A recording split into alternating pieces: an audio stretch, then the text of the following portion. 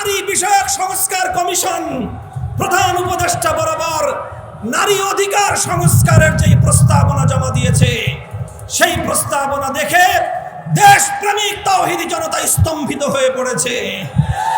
সেই কমিশনে এমন ভয়াল বক্তব্য, এমন ধৃষ্টতাপূর্ণ কথা বলা হয়েছে, বিগত ফ্যাসিবাদী আমলে ভারতের দালাল হিন্দুত্ববাদী আওয়ামী লীগের কোন লেসপেন্সারও এই কথা বলার সাহস পায় নাই। কুলাঙ্গাররা বলে বাংলাদেশের নারী পুরুষের মধ্যে বৈষম্যের প্রধান কারণ হলো ধর্মীয় উত্তরাধিকার আইন এবং ধর্মের পারিবারিক আইন। আমরা ডক্টর ইউনূস সাহেবকে বলি, এদেশের তাওহীদি জনতা আপনাকে সমর্থন দিয়ে যাচ্ছে, কিন্তু মনে রাখবেন এ সমর্থন নিঃশর্ত সমর্থন নয়। আপনি যদি আল্লাহর কোরআনের বিরুদ্ধে দাঁড়িয়ে যান, আপনাকে মঞ্চ থেকে, ক্ষমতার গদি থেকে উৎখাত করতে এতটুকু হৃদয় কাঁপবে না আমাদের। কোরআনের বিরুদ্ধে পদক্ষেপ গ্রহণ করলে আপনার পরিণতিও শেখ হাসিনার চেয়ে ভিন্ন কিছু হবে না।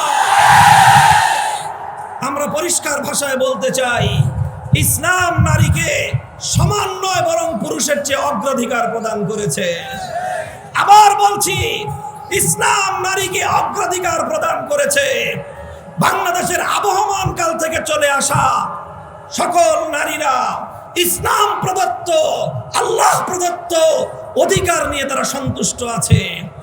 কিন্তু এদেশের নারী সমাজের প্রতিনিধিত্ব না নিয়ে তাসলিমা নাসরিন মার্কা কিছু কুলাঙ্গারকে দিয়ে, পশ্চিমা জীবনধারায় বিশ্বাসী কিছু এনজিও কর্মীদেরকে দিয়ে ডক্টর ইউনূস সাহেব নারী কমিশন গঠন করিয়ে আল্লাহর কোরআনের বিরুদ্ধে আপনি কটাক্ষ করিয়েছেন। দাবি তুলতে চাই, 90% মুসলমানের ধর্মীয় অনুভূতিতে আঘাত দেওয়ার জন্য নারী কমিশনের প্রত্যেকের বিরুদ্ধে আইনানুগ ব্যবস্থা গ্রহণ করতে হবে। যদি এই কমিশনের রিপোর্টকে প্রত্যাখ্যান করে, কমিশনকে যদি বাতিল করে, নতুন করে এদেশের সংখ্যাগরিষ্ঠ নারীর অভিপ্রায় অনুযায়ী তাদের প্রতিনিধিত্ব নিশ্চিত করে নতুন কমিশন গঠন না করা হয়, এই নারী কমিশনের সদস্যদের পরিণাম সেই তসলিমা নাসরিনের মতোই ঘটানো হবে। তসলিমা নাসরিন গেছে যেই পথে, নারী কমিশন যাবে সেই পথে। প্রফেসর ইউনূস সাহেবকে বলি, এদেশে ইসলামের সঙ্গে পাঞ্জা লড়তে আসবেন না, আল্লাহর কোরআনের সঙ্গে যুদ্ধে অবতীর্ণ হবেন না। শাহাদাতের রক্ত দিয়ে আমরা আল্লাহর কোরআনের দুশমনকে মোকাবেলা করে ছাড়বো ইনশাআল্লাহ। আসসালামু আলাইকুম ওয়া রাহমাতুল্লাহ। আলহামদুলিল্লাহি রাব্বিল আলামিন ওয়াস সালাতু ওয়াস সালামু আলা সাইয়্যিদিল আমবিয়া'i ওয়াল মুরসালিন ওয়া আলা আলিহি ওয়া আসহাবিহি ওয়া মান তাবি'আহুম আজমাইন। আউযু বিল্লাহি মিনাশ শাইতানির রাজীম। বিসমিল্লাহির রহমানির রহিম। আল্লাযীনা ইম্মাক্কান্নাহুম ফিল আরদি আকামুস সালাতা ওয়া আতাউয যাকাতা ওয়া আমারু বিল মা'রুফি ওয়া নাহাউ আনিল মুনকার। সাদাকাল্লাহুল আযীম। বাংলাদেশ খেলাফত মজলিস রংপুর জেলা শাখা কর্তৃক আয়োজিত আজকের এই গণসমাবেশে উপস্থিত সংগ্রামী সভাপতি, উপস্থিত বাংলাদেশ খেলাফত মজলিসের কেন্দ্রীয় মহাসচিব সহ কেন্দ্রীয় নেতৃবৃন্দ, জেলা নেতৃবৃন্দ, সহযোগী সংগঠন সমূহের দায়িত্বশীল ভাইয়েরা, রংপুর ও আশপাশের জেলা থেকে সমবেত বাংলাদেশ খেলাফত মজলিস ও সহযোগী সংগঠন সমূহের সর্বস্তরের দায়িত্বশীল নেতাকর্মী ও দিন দরদি মুসলমান ভাই ও বন্ধুগণ, রংপুরের সর্বস্তরের জেলার অধিবাসীগণ, আমি আজকে আপনাদের এই গণসমাবেশের মঞ্চে দাঁড়িয়ে সর্বপ্রথম মহান আল্লাহ পাক রব্বুল আলামিনের দরবারে শুকরিয়া জ্ঞাপন করছি, যেই মহান রব্বুল আলামিন বাংলাদেশের মানুষের বুকের উপর থেকে জগদ্দল পাথরের মতো চেপে বসা সময়ের নব্য লেডি ফেরাউন স্বৈরাচারী জালিমশাহী শেখ হাসিনা সরকারকে উৎখাত করে এদেশের মানুষকে মুক্ত বাতাসে নিঃশ্বাস গ্রহণ করার সুযোগ করে দিয়েছেন। আলিল্লাহু লাকাল হামদু ওয়া লাকাশ শুকর। সংগ্রামী সাথী ও বন্ধুগণ, সেই সঙ্গে আমি শ্রদ্ধা ভরে স্মরণ করছি ওই সকল বীর শহীদানদেরকে যাদের রক্ত এবং আত্মত্যাগের মাধ্যমে 5ই আগস্ট 2024 বাংলাদেশ নতুন করে আবার স্বাধীনতা অর্জন করেছে। আমি আজ বাংলাদেশের দ্বিতীয় স্বাধীনতা পরবর্তী এদেশের মানুষকে লক্ষ্য করে একটি সতর্কবাণী উচ্চারণ করতে চাই। আমাদেরকে ভুলে গেলে চলবে না, স্বাধীনতা অর্জন করা যত কঠিন, স্বাধীনতা রক্ষা করা তার চেয়েও বেশি কঠিন। অতীতে আমাদের তিক্ত অভিজ্ঞতা রয়েছে। 1971 সালে লক্ষ মানুষের রক্তের বিনিময়ে যেই বাংলাদেশ স্বাধীনতা অর্জন করেছিল, জুলুম এবং শোষণ মুক্ত একটি স্বাধীন বাংলাদেশ গড়বার দৃঢ় প্রত্যয় নিয়ে, কিন্তু দুঃখ এবং পরিতাপের বিষয় 1971 সালের 16ই ডিসেম্বর বিজয় অর্জিত হওয়ার পর স্বাধীনতার ফসল বাংলার মানুষ ঘরে তুলতে পারেনি। তার আগেই ছিনতাইকারীরা স্বাধীনতার সুফল ছিনতাই করে নিয়ে গিয়েছে।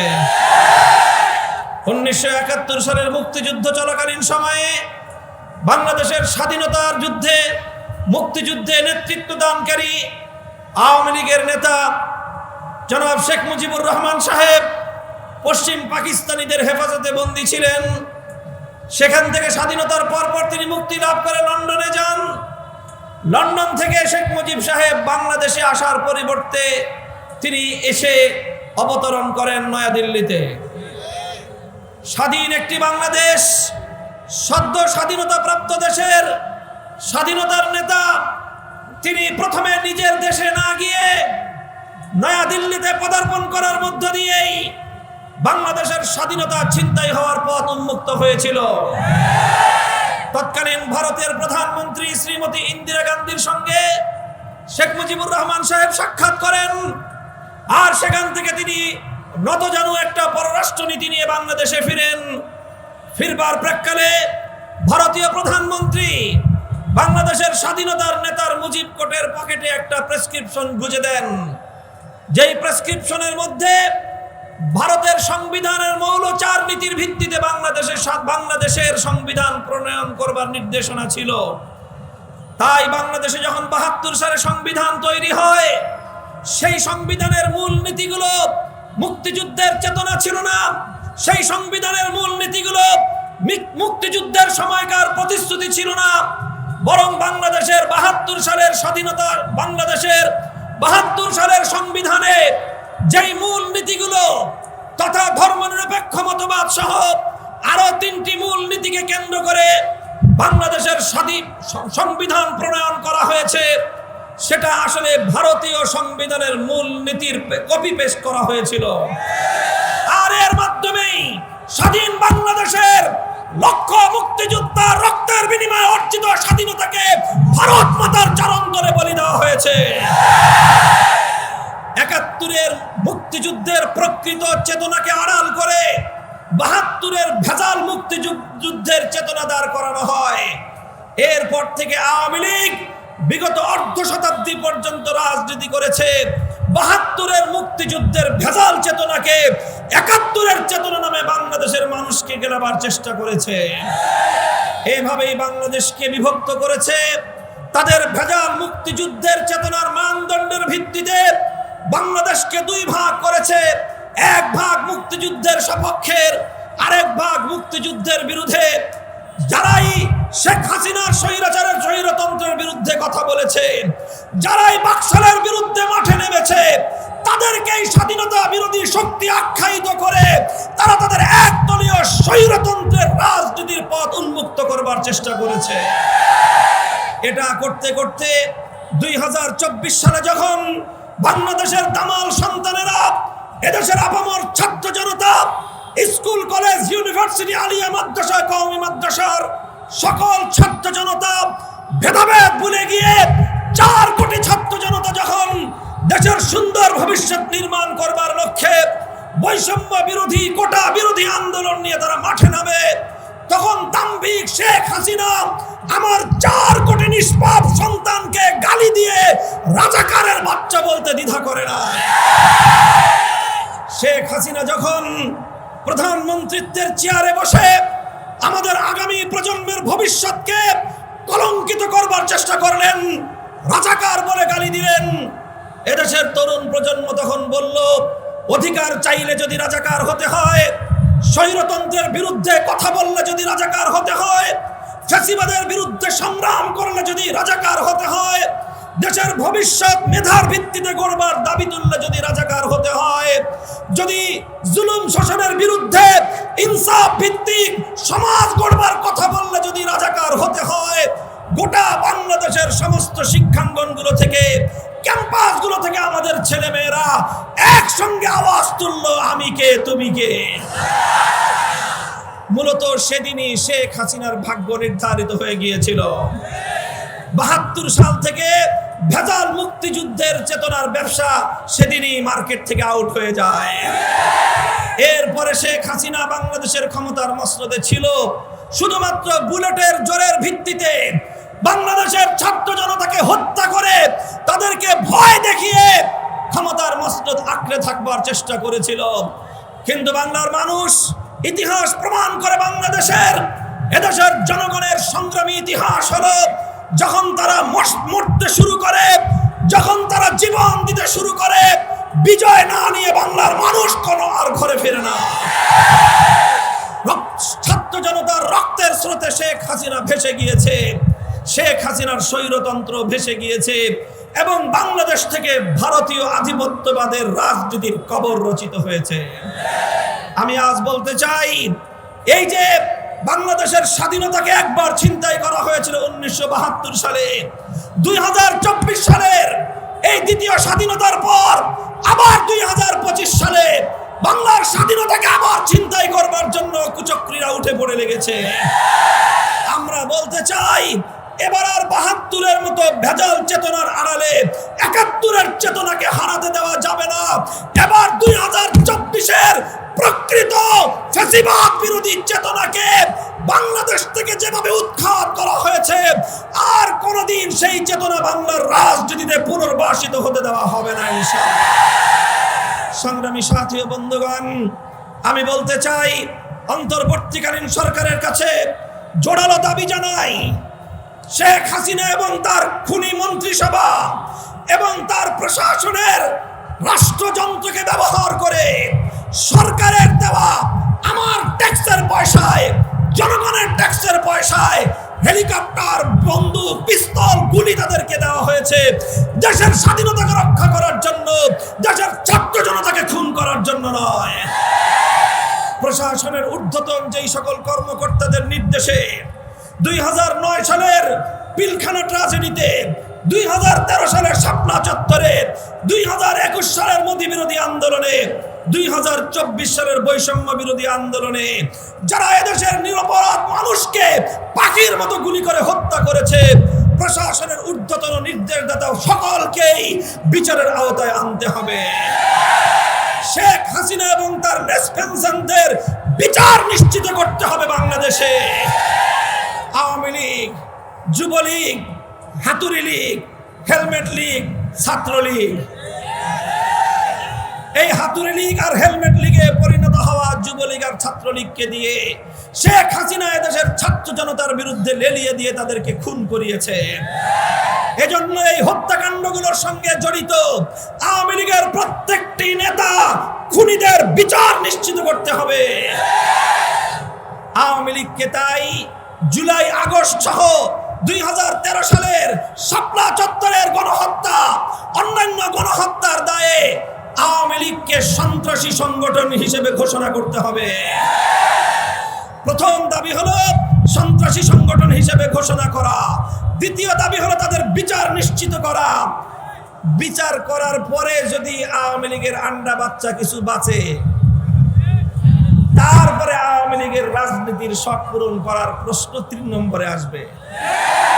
আমার বিশ্বাস, যদি নিরপেক্ষভাবে বিচার করা হয়, আওয়ামী লীগের হত্যাকাণ্ডের সঙ্গে যে সকল আওয়ামী লীগের নেতাকর্মীরা জড়িত ছিল, যে সকল খুনি সন্ত্রাসীরা জড়িত ছিল, বাংলাদেশের কোন একটি ইউনিয়ন পরিষদেও নির্বাচন করবার মতো নিরপরাধ কোন মানুষ আওয়ামী লীগে খুঁজে পাওয়া যাবে না।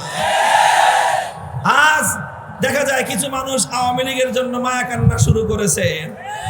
বিএনপির নেতৃবৃন্দের প্রতি বলতে চাই, আপনারা বলেন আওয়ামী লীগের রাজনীতি নিষিদ্ধ করবার জন্য আপনারা দাবি তুলতে পারবেন না, আপনারা বিএনপির ওই সকল শত শত হাজার হাজার গুম খুন হত্যাকাণ্ডের শিকার নিহত শহীদদের সাথে গাদ্দারি আপনারা করতে পারেন, এদেশের জনগণ গাদ্দারি করতে পারে না।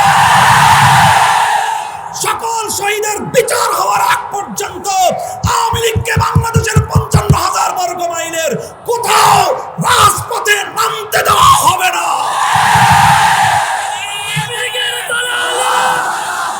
আওয়ামী লীগের দালালেরা হুঁশিয়ার সাবধান, ফাঁসি ফাঁসি ফাঁসি চাই, আওয়ামী দোসরের ফাঁসি চাই, খুনি হাসিনার ফাঁসি চাই। সংগ্রামী সাথী ও বন্ধুগণ, এগুলো আমাদের স্পষ্ট বক্তব্য। আমরা নির্বাচন এবং সংস্কার প্রশ্নে আমাদের বক্তব্য পরিষ্কার করেছি। আগে প্রয়োজনীয় সংস্কার হতে হবে। সংবিধান সংস্কারের যে উদ্যোগ গ্রহণ করা হয়েছে সেই উদ্যোগ অনুযায়ী ৭২-এর বাকশালী সংবিধান বাতিল করে ব্যাপক সংস্কারের মাধ্যমে আগস্ট বিপ্লবের চেতনার আলোকে নতুন করে সংবিধান সংস্কার করতে হবে। সেই সংস্কার করার পরে নির্বাচন ব্যবস্থার আমূল পরিবর্তন আনতে হবে। প্রয়োজনীয় সংস্কারের পর যথা দ্রুত সম্ভব নির্বাচন দিতে হবে। সংগ্রামী সাথী ও বন্ধুগণ, সংস্কারের প্রশ্ন যখন এসেছে, আমরা বলি বর্তমান এই সংস্কার কার্যক্রমকে এদেশের আলেম সমাজ, ইসলামী সংগঠনগুলো স্বাগত জানিয়েছে, আমরাও সাধুবাদ জানিয়েছি।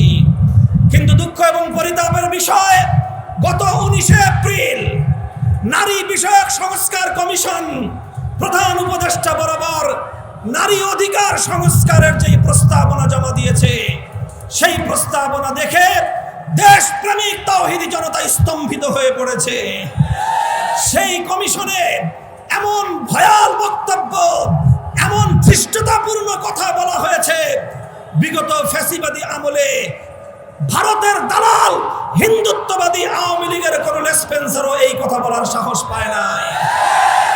কুলাঙ্গাররা বলে বাংলাদেশের নারী পুরুষের মধ্যে বৈষম্যের প্রধান কারণ হলো ধর্মীয় উত্তরাধিকার আইন এবং ধর্মের পারিবারিক আইন।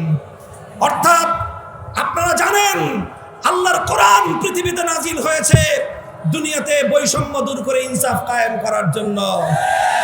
আর এই তসলিমা নাসরিনের উত্তরসূরি তার প্রেতাত্মা নারী কমিশনের সদস্যরা তারা বলে যে কোরআনের বিধানের কারণেই নারী পুরুষে বৈষম্য তৈরি হয়েছে। এই স্পর্ধা তাদেরকে কে দিল? শুধু এখানেই ক্ষান্ত নয়, এই কমিশনের রিপোর্ট জমা হওয়ার পরে প্রধান উপদেষ্টার অফিসিয়াল ভেরিফাইড ফেসবুক পেজে সেটাকে প্রচার করে অঙ্গীকার ব্যক্ত করেছেন প্রধান উপদেষ্টা, যত দ্রুত সম্ভব এই নারী কমিশনের রিপোর্ট নাকি তিনি বাস্তবায়ন করবেন। আমরা ডক্টর ইউনূস সাহেবকে বলি, এদেশের তাওহীদি জনতা আপনাকে সমর্থন দিয়ে যাচ্ছে, কিন্তু মনে রাখবেন এ সমর্থন নিঃশর্ত সমর্থন নয়। আপনি যদি আল্লাহর কোরআনের বিরুদ্ধে দাঁড়িয়ে যান, আপনাকে মঞ্চ থেকে, ক্ষমতার গদি থেকে উৎখাত করতে এতটুকু হৃদয় কাঁপবে না আমাদের। কোরআনের বিরুদ্ধে পদক্ষেপ গ্রহণ করলে আপনার পরিণতিও শেখ হাসিনার চেয়ে ভিন্ন কিছু হবে না। আমরা পরিষ্কার ভাষায় বলতে চাই, ইসলাম নারীকে সমান নয় বরং পুরুষের চেয়ে অগ্রাধিকার প্রদান করেছে। আবার বলছি, ইসলাম নারীকে অগ্রাধিকার প্রদান করেছে। বাংলাদেশের আবহমান কাল থেকে চলে আসা সকল নারীরা ইসলাম প্রদত্ত, আল্লাহ প্রদত্ত অধিকার নিয়ে তারা সন্তুষ্ট আছে। কিন্তু এদেশের নারী সমাজের প্রতিনিধিত্ব না নিয়ে তাসলিমা নাসরিন মার্কা কিছু কুলাঙ্গারকে দিয়ে, পশ্চিমা জীবনধারায় বিশ্বাসী কিছু এনজিও কর্মীদেরকে দিয়ে ডক্টর ইউনূস সাহেব নারী কমিশন গঠন করিয়ে আল্লাহর কোরআনের বিরুদ্ধে আপনি কটাক্ষ করিয়েছেন।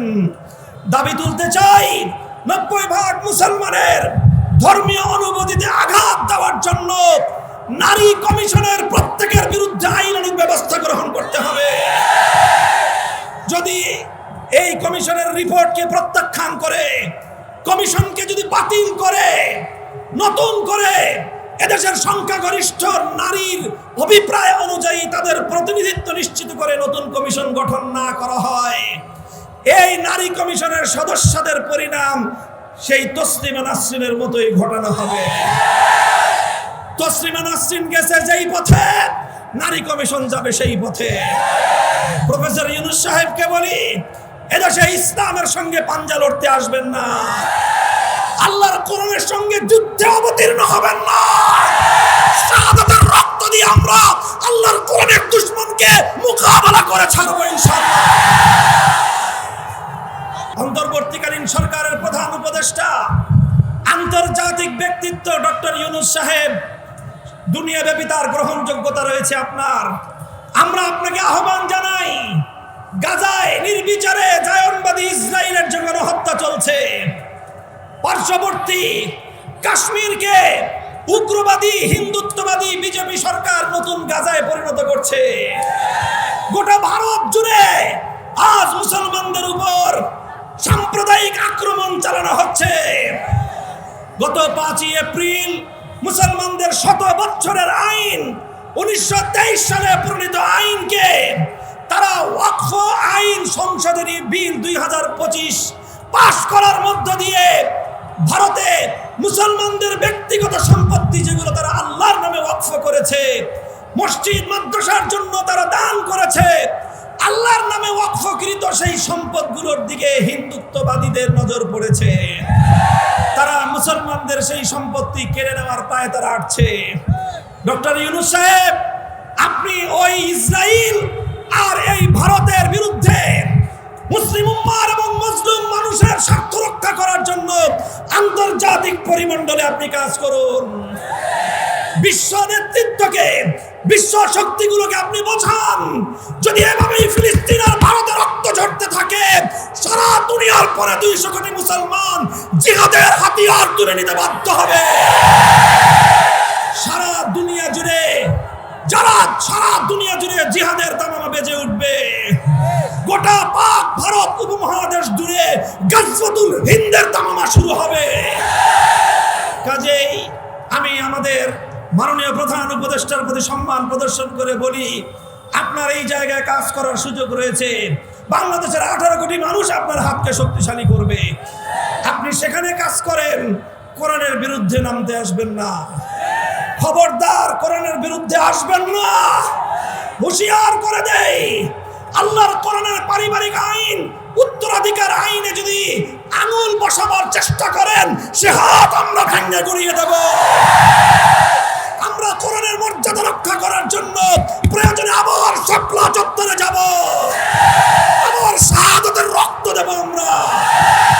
তবু আল্লাহর কোরআনের মর্যাদা ভুলুণ্ঠিত হতে দেব না।